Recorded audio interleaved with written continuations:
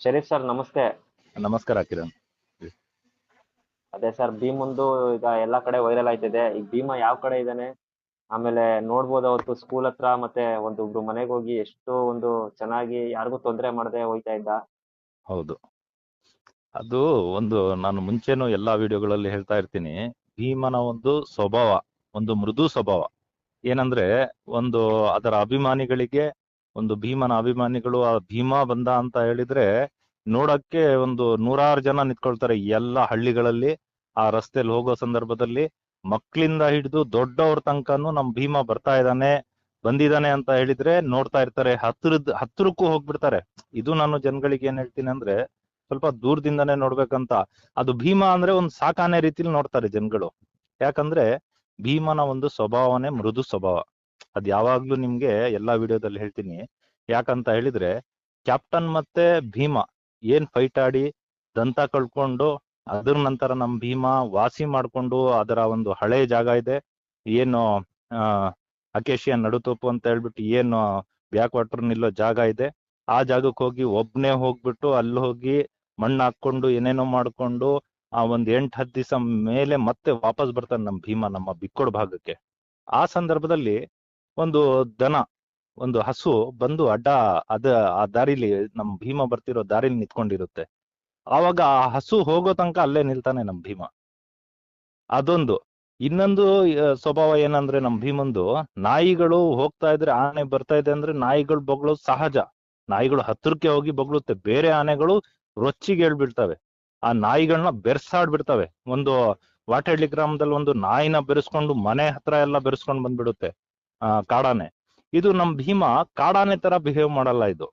ಇದು ಕಾಡಾನೆ ತರ ನಡ್ಕೊಳಲ್ಲ. ಇದು ಒಂದು ಸಾಕಿದ, ಒಂದು ಪಳಗಿದ ಕುಮ್ಕಿ ಆನೆ ರೀತಿ ನಡ್ಕೊಳುತ್ತೆ.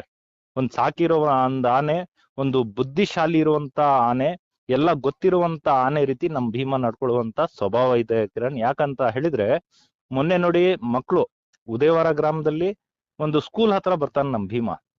ಆ ಸ್ಕೂಲ್ ಹತ್ರ ಬಂದು ಆ ಮಕ್ಳೆಲ್ಲ ಭೀಮ ಭೀಮ ಭೀಮ ಅಂತ ಕಿರ್ಚಾಡ್ತಾರೆ. ಟೀಚರ್ಸ್ ಎಲ್ಲ ನೋಡ್ತಾರೆ, ಮಕ್ಕಳನ್ನ ಹತ್ರ ಕರೀತಾರೆ. ಆದ್ರೂ ಕೂಡ ತಾನು ಆ ರಸ್ತೆಯಲ್ಲಿ ನಡ್ಕೊ ಹೋಗ್ತಾ ಇರ್ತಾನೆ. ಯಾರಿಗೂ ಕೂಡ ತೊಂದರೆ ಕೊಡಲ್ಲ. ವೆಹಿಕಲ್ಗಳು ಅಡ್ಡ ನಿಲ್ತಾರೆ, ಆ ಅಡ್ಡ ಇರುತ್ತೆ, ವೆಹಿಕಲ್ಗಳನ್ನ ಪಾಸ್ ಮಾಡ್ಕೊಂಡು ಅದೇ ಹೋಗ್ತಾನೆ ನಮ್ ಭೀಮ. ಬೇರೆ ಆನೆಗಳಿದ್ರೆ ಯಾವ್ದಾದ್ರು ಒಂದ್ ಕಾರ್ ನಿಂತಿರ್ಲಿ, ಒಂದ್ ಬೈಕ್ ನಿಂತಿರ್ಲಿ, ಸಿಟ್ಟಲ್ಲಿ ಇದ್ದಾಗ ಏನ್ ಮಾಡುತ್ತೆ, ನಡ್ಕೊ ಹೋಗೋ ದಾರಿಲಿ ಏನಾರು ಅಡ್ಡ ಇದ್ರೆ ಎತ್ ಬಿಸಾಡ್ ಹೋಗುತ್ತೆ.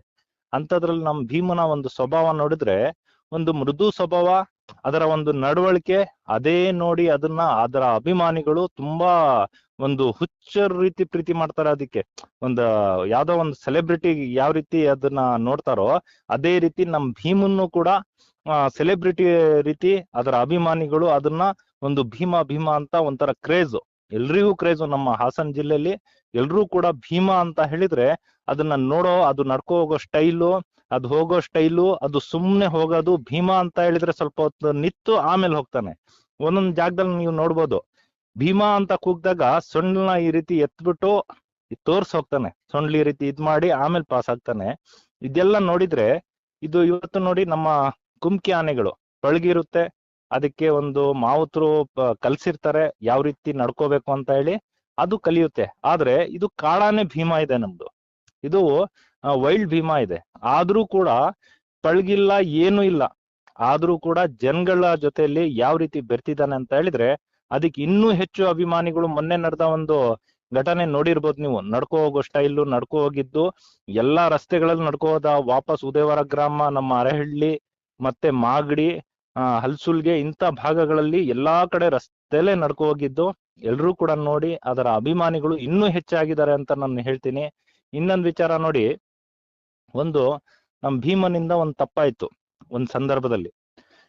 ಅದು ನೋಡಿ, ಅವತ್ತು ಡಾಟ್ ಮಾಡ್ಬೇಕಾದ್ರೆ ಅದಕ್ಕೆ ಗಾಯ ಆಗಿತ್ತು. ಅದನ್ನ ಅರವಳಿಕೆ ಕೊಟ್ಟು ಅದನ್ನ ಗುಣಪಡಿಸ್ಬೇಕು ಅನ್ನೋ ಒಂದು ನಿಟ್ಟಿನಲ್ಲಿ ಅರಣ್ಯ ಇಲಾಖೆಯವ್ರು ಎಲ್ಲ ಅದನ್ನ ಒಂದು ಪಣಕ್ ತೊಟ್ಟು ಅದನ್ನ ಒಂದು ಗುಣಪಡಿಸಕ್ಕಂತ ಔಷಧಿ ಒಂದು ಇದ್ ಮಾಡಕ್ಕಂತ ಹೋಗ್ತಾರೆ. ಆ ಸಂದರ್ಭದಲ್ಲಿ ಒಂದು ದುರ್ಘಟನೆ ನಡೆದೋಗುತ್ತೆ ನಮ್ ಭೀಮನ ಒಂದು ಕೈಯಲ್ಲಿ. ಹೋಗ್ಬಿಟ್ಟು ಏಕಾಏಕಿ ಏನ್ ಮಾಡ್ತಾನೆ, ಡಾಟ್ ಅದ್ರ ಮುಂದ್ಗಡೆ ಅದನ್ನ ಡಾಟ್ ಮಾಡ್ತಾರೆ, ಫೈರ್ ಮಾಡ್ತಾರೆ. ಆ ಸಂದರ್ಭದಲ್ಲಿ ಅದು ಒಂದು ದುರ್ಘಟನೆ ನಡೆಯುತ್ತೆ. ಒಂದು ದುಃಖದ ವಿಚಾರ. ಆದ್ರೂ ಕೂಡ ಭೀಮನ ಆ ಸ್ವಭಾವನೇ ಅಲ್ಲ. ಯಾಕಂದ್ರೆ ಅವತ್ತಿನ ಮಟ್ಟದಲ್ಲಿ ಅದಕ್ಕೆ ತುಂಬಾ ನೋವಿತ್ತು. ಆದ್ರೆ ಅವತ್ತು ಸಾವನ್ನಪ್ಪಿದ್ದ ನಮ್ಮ ಶಾರ್ಪ್ ಶೂಟರ್ ವೆಂಕಟೇಶಣ್ಣ, ಇವತ್ತು ನಮ್ ಭೀಮನ್ಗೆ ಎಲ್ಲಾರ್ಕಿಂತ ಮುಂಚೆ ಭೀಮಾ ಅಂತ ಹೆಸರಿಟ್ಟವ್ರೆ ಅವರು. ನಮ್ ಕಾಡಾನೆ ಭೀಮನ್ಗೆ ಭೀಮಾ ಅಂತ ಹೆಸರಿಟ್ಟವ್ರೆ ಅವರು. ಮತ್ತೆ ಭೀಮಾ ಅಂತ ಹೇಳಿದ್ರೆ ಅದರ ಗಾತ್ರ, ಒಂದು ಸ್ಟೈಲು ಎಲ್ಲ ನೋಡಿ ಭೀಮಾ ಅಂತ ಹೆಸರಿಟ್ಟು ಅದನ್ನ ತುಂಬಾ ಪ್ರೀತಿ ಮಾಡ್ತಾ ಇದ್ರು ಅಂತ ನಾನು ಕೇಳ್ಪಟ್ಟಿದ್ದೀನಿ. ಮತ್ತೆ ನಾವು ನೋಡಿದ್ವು ಕೂಡ. ನಾವು ವೆಂಕಟೇಶಣ್ಣ ಬರ್ತಾ ಇದ್ದಾಗ ಇಲ್ಲಿ ಕಾರ್ಯಾಚರಣೆಗೆಲ್ಲ ನಾವು ಕೇಳ್ತಾ ಇದ್ವಿ ಯಾವ ರೀತಿ ಅಂತ ಹೇಳಿದ್ರೆ, ಭೀಮಾ ಅಂತ ಹೇಳಿದ್ರೇನೆ ಅವರಿಗೆ ಒಂಥರ ತುಂಬಾ ಪ್ರೀತಿ. ಭೀಮನ್ ಬಗ್ಗೆ ತುಂಬಾ ಹೇಳೋರು, ಹಲವಾರು ಒಂದ್ ಘಟನೆಗಳು ಹೇಳೋರು. ಮುಂದೆ ಸಿಕ್ಕಿದ್ರು ನನ್ಗೆ ಏನ್ ಮಾಡಿಲ್ಲ, ನಾವು ನಮ್ಮೂರ್ ಕಡೆ ಬಂದಾಗೆಲ್ಲ ಅಂತ ಹೇಳ್ಬಿಟ್ಟು ತುಂಬಾ ರೀತಿ ಅದನ್ನ ಹೊಗಳ್ತಾ ಇದ್ರು.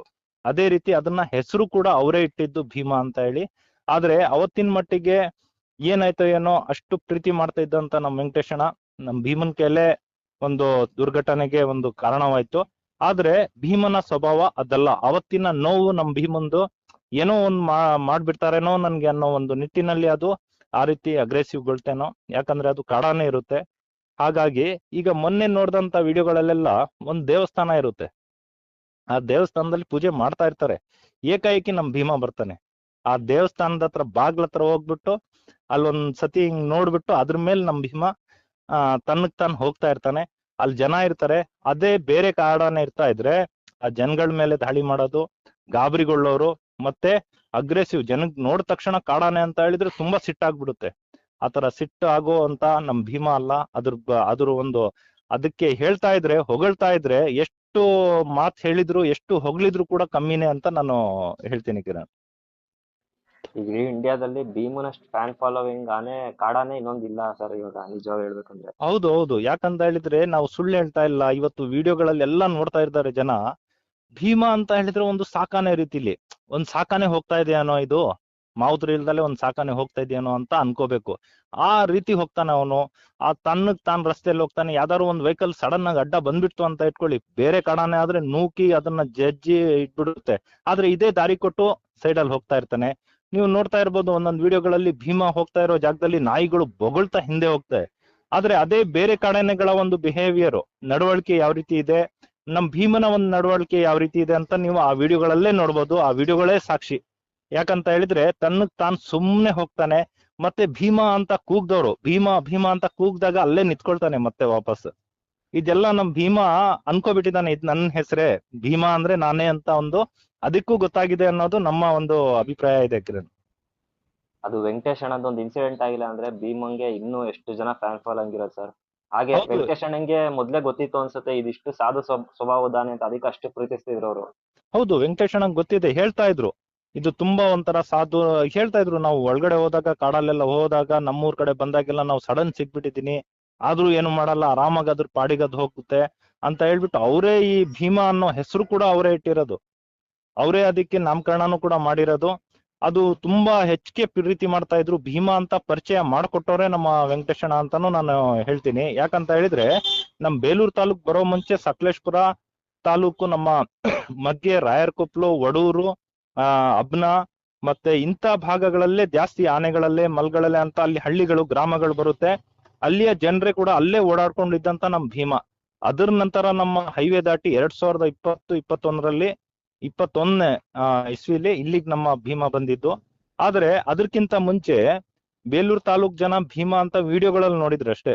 ಅದ್ರ ಮುಂಚಿತವಾಗಿ ಎಲ್ಲಾ ಕಡೆ ನಾವಂದ್ರೆ ಆ ಕಡೆ ಎಲ್ಲ ಹೋಗ್ತಾ ಇದ್ದು. ಆ ಸಂದರ್ಭದಲ್ಲಿ ನಾನು ಭೀಮನ್ನ ನೋಡಿದ್ದೆ, ರಸ್ತೆ ದಾಟೋದು ಆ ಅಬ್ನ ಹತ್ರ, ಮತ್ತೆ ಅಲ್ಲೆಲ್ಲ ಬೋರ್ವೆಲ್ ಫೀಲ್ಡ್ ನಮ್ದು. ಅಲ್ಲೆಲ್ಲ ರಾತ್ರಿ ಹೊತ್ತು ಎಲ್ಲ ನಾವು ಬೋರ್ವೆಲ್ಗಳು ಏನ್ ಕೊರಿಯಕಂತ ಅಲ್ಲಿ ಗಾಡಿಗಳು ತಗೊಂಡ್ ಹೋಗ್ತಾ ಇದ್ವಿ. ಆ ಸಂದರ್ಭದಲ್ಲಿ ಅಡ್ಡ ಬರೋನು ಇದೇನಪ್ಪ ಆನೆ ಇಷ್ಟು ದೊಡ್ಡದಿದೆ ಅಂತ ನಾವು ಗಾಬರಿ ಆಗ್ತಾ ಇದ್ವಿ. ಆವಾಗ ಒಂದು ಭೀಮಾ ಅನ್ನೋ ಹೆಸರು ಕೂಡ ಗೊತ್ತಿರ್ಲಿಲ್ಲ ನಮ್ಗೆ. ಅದ್ರ ನಂತರ ನಮ್ಮ ವೆಂಕಟೇಶ್ ಅಣ್ಣನೇ ಇದನ್ನ ಮೃದು ಸ್ವಭಾವದ್ದು, ಸಾಧು ಸ್ವಭಾವದ್ದು, ಇದು ಒಳ್ಳೆ ಆನೆ ಅಂತ ಹೇಳ್ಬಿಟ್ಟು ಅವರೇ ಕೂಡ ಭೀಮಾ ಅಂತ ಹೆಸರಿಟ್ಟು ಅದು ಇಷ್ಟು ಒಂದು ಹೆಸರು ಮಾಡಕ್ ಕಾರಣನು, ಇಷ್ಟು ಅಭಿಮಾನಿಗಳು ಹುಟ್ಟಕ್ ಕಾರಣನು ಅದರ ಸ್ವಭಾವನೆ ಅಂತ ನಾನು ಹೇಳಕ್ ಇಷ್ಟಪಡ್ತೀನಿ ಕಿರಣ್. ಹೌದು ಸರ್, ಈಗ ನಾರ್ತ್ ಅಲ್ಲಿ ಹೋದ್ರೆ ರಾಮ್ಲಾಲ್ ಅಂತ ಒಂದ್ ಆನೆ ಇದೆ, ಅದಕ್ಕೂ ಫ್ಯಾನ್ ಫಾಲೋಯಿಂಗ್ ಇದಾರೆ. ಈಗ ಕೇರಳಕ್ಕೆ ಬಂದ್ರೆ ಪಡೆಯಪ್ಪ ಇದೆ, ಅದಕ್ಕೂ ಫ್ಯಾನ್ ಫಾಲೋಯಿಂಗ್ ಇದಾರೆ. ಈಗ ಹೌದು ನಾನು ಕಾರ್ಯಾಚರಣೆಗೆ ಹೋದ್ರೆ ಸರ್ ನಿಮ್ನ ತುಂಬಾ ಕೇಳ್ತಾರೆ, ನಿಮ್ಗಾಗ್ಲಿ ವಿಕ್ರಮ್ ಗೌಡ್ರಿಗಾಗ್ಲಿ. ನೀವು ನಿಮ್ಮ ಅಭಿಮಾನಿಗಳಿಗೆ ಏನ್ ಹೇಳಕ್ ಇಷ್ಟಪಡ್ತೀರಾ ಸರ್? ಒಂದ್ ಕಂಪ್ಲೇಂಟ್ ಮಾಡ್ತಾರೆ, ಅವ್ರು ಸಿಗಲ್ಲ ನಮ್ಗೆ ಮಾತಾಡಕ್ಕೆ ಅಂತ. ಸರ್, ಯಾಕಂದ್ರೆ ನೋಡಿ, ಅಭಿಮಾನಿಗಳಂದ್ರೆ ಅವರಿಂದಾನೇ ನಾವು. ಈಗ ನಾವ್ ಹೇಳೋ ಒಂದು ಮಾಹಿತಿನ ಅವರು ಗಮನದಲ್ಲಿ ತಗೊಳ್ತಾರೆ, ಮತ್ತೆ ಆ ವಿಡಿಯೋಗಳನ್ನ ನೋಡ್ತಾರೆ. ಅವ್ರಿಗೆ ಯಾವತ್ತೂ ನಾನು ಚಿರಋಣಿ ಆಗಿರ್ತೀನಿ. ಯಾಕಂತ ಹೇಳಿದ್ರೆ ಅಭಿಮಾನಿಗಳಂತ ಹೇಳಿದ್ರೆ ಈಗ ದೂರದಿಂದ ತುಂಬಾ ಜನ ನಮ್ಗೆ ಕಾಲ್ಸ್ ಗಳನ್ನ ಮಾಡ್ತಾರೆ. ನಾವು ಒಬ್ಬೊಬ್ರದ್ದು ರಿಸೀವ್ ಮಾಡ್ತೀವಿ, ಮತ್ತೆ ರಿಟರ್ನ್ ಕೂಡ ನಾನು ಹಾಕ್ತೀನಿ.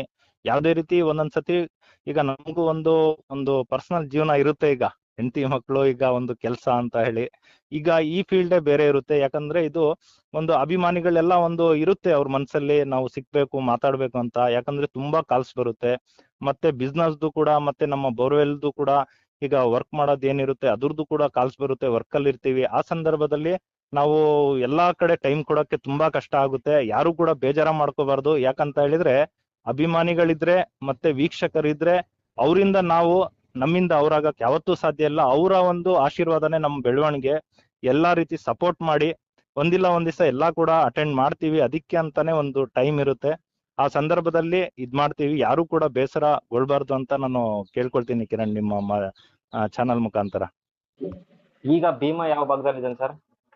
ಭೀಮಾ ಈಗ ಹೈವೇ ದಾಟಿದಾನೆ ಕಿರಣ್. ಮೊನ್ನೆ ದಿವಸ ಮಾಗಡಿ ಎಸ್ಟೇಟ್ ಮತ್ತೆ ಉದಯವಾರ ಗ್ರಾಮ, ಹೆಬ್ನಳ್ಳಿ ಇಂಥ ಭಾಗದಲ್ಲೇ ನಮ್ ಭೀಮಾ ರಸ್ತೆಯಲ್ಲಿ ಓಡಾಡ್ಕೊಂಡು ಆರಾಮಾಗಿ ಸುತ್ತಾಡ್ಕೊಂಡಿತ್ತು. ಅದರ ನಂತರ ಈಗ ಹೈವೇ ದಾಟಿ, ಹೈವೇ ಕ್ರಾಸ್ ಮಾಡಿ ವಡೂರ್ ಭಾಗಕ್ಕೆ ಹೋಗಿರ್ಬೇಕು. ಯಾಕಂದ್ರೆ ಅಲೆಬೇಲೂರು, ವಡೂರ್ ಅಂತ ಬರುತ್ತೆ. ಅಲ್ಲಿಂದ ಮತ್ತೆ ಏನ್ ಮಾಡ್ತಾನೆ, ಅಬ್ನಾ ಕಡೆಗೆ ಹೋಗ್ತಾನೆ ನಮ್ ಭೀಮಾ. ಅಬ್ನಾ ಕಡೆಗೆ ಹೋಗಿ ಇನ್ನೊಂದ್ 2 ಮಂತ್ಸ್ ಮತ್ತೆ ವಾಪಸ್ ರಿಟರ್ನ್ ನಮ್ ಬೇಲೂರು ತಾಲೂಕಿಗೆ ಬರ್ತಾನೆ, ಹೈವೇ ಕ್ರಾಸ್ ಮಾಡಿ ಅಂತ ನಾನು ಹೇಳ್ತೀನಿ Kiran. Okay okay sir, thank you. Thank you.